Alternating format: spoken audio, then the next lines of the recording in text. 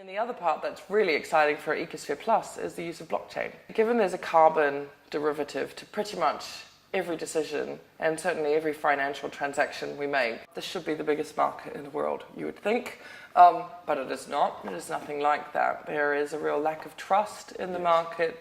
The point of pollution is completely disconnected from the point of sale or purchase of a carbon reduction or payment for carbon services rendered, right? And blockchain can change that, so it can make the process of actually generating carbon credits much, much more effective.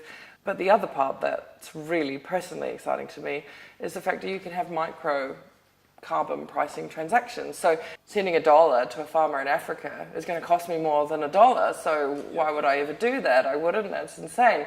It's a bit the same way that, when I drink my cup of tea, of course there is a carbon consequence to this, positive or negative, depending on the origin of the tea, whether or not I have milk, etc., etc. But there isn't a way for me to personally compensate that in an easy and efficient way.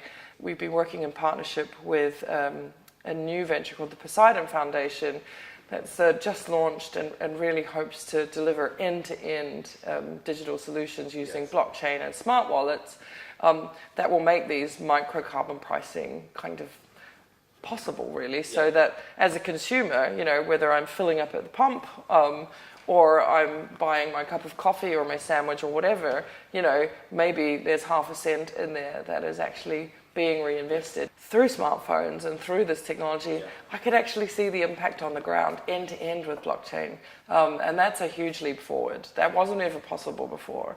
And might put people off. Like you say, how can you really trust the system? Well, blockchain creates trust.